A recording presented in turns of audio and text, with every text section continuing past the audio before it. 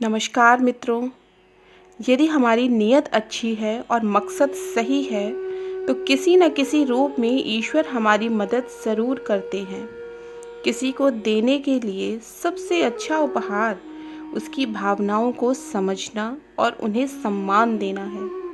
इसी पर आधारित है एक छोटी सी कहानी। एक गांव में एक वृद्ध स्त्री रहती थी। वो कृष्ण भगवान को बहुत मानती थी, बिल्कुल अपने बेटे की तरह उनका दुलार करती थी और दिन रात उनकी सेवा में लीन रहती थी। एक दिन की बात है, वह विश्राम कर रही थी। अचानक ही उनको बड़ी जोर से हिचकियां आने लगी। वो बहुत बेचैन हो रही थी, कुछ भी नहीं सूझ रहा था।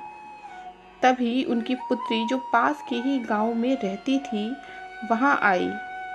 उसके आते ही माताजी की हिचकियां रुक गईं। वे अच्छा महसूस करने लगी। तब माताजी ने सारा वृत्तांत अपनी पुत्री को सुनाया कि कैसे हिचकियों की वजह से वो बेचैन हो रही थी।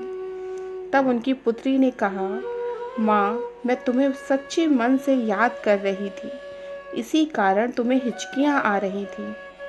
और अब जब मैं आ गई हूँ, तुम्हारी हिचकियाँ भी बंद हो गई हैं। माताजी हैरान हो गई कि ऐसा भी होता है।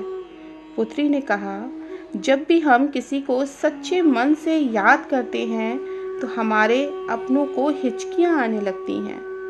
तब माताजी ने सोचा कि मैं तो अपने लल्ला को हर पल याद करती हूँ, यानी मेरे लल्ला को भी हिचकियां आती होंगी। हाय मेरा लल्ला कितना बेचैन हो जाता होगा हिचकियों से, लेकिन अब से ऐसा नहीं होगा।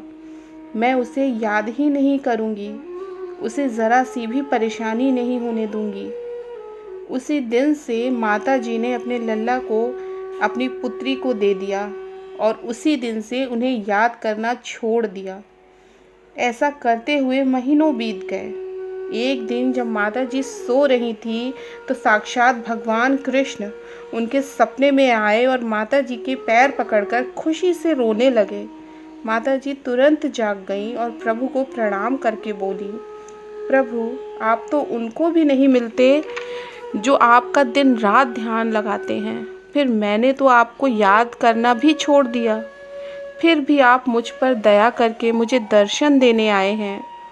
तब प्रभु ने मुस्कुराते हुए कहा, लोग तो मुझे अपने स्वार्थवश ही याद करते हैं या मुक्ति पाने की इच्छा से याद करते हैं, लेकिन धन्य हो माँ आप, जिसने ये सोचकर मुझे याद करना छोड़ दिया कि मुझे तकलीफ़ ना हो, मुझे हिचकियाँ ना आए। मेरी इतनी परवाह करने वाली माँ मैंने पहली बार देखी है। तभी माताजी ने अपना शरीर त्याग के अपने लल्ला के साथ बैकुंठ चली गई। इसलिए भक्तों, प्रभु तुम्हारे भक्ति और चढ़ावे से नहीं, केवल तुम्हारे प्रेम के भूखे हैं। अपने प्रभु से प्रेम करना सीखिए।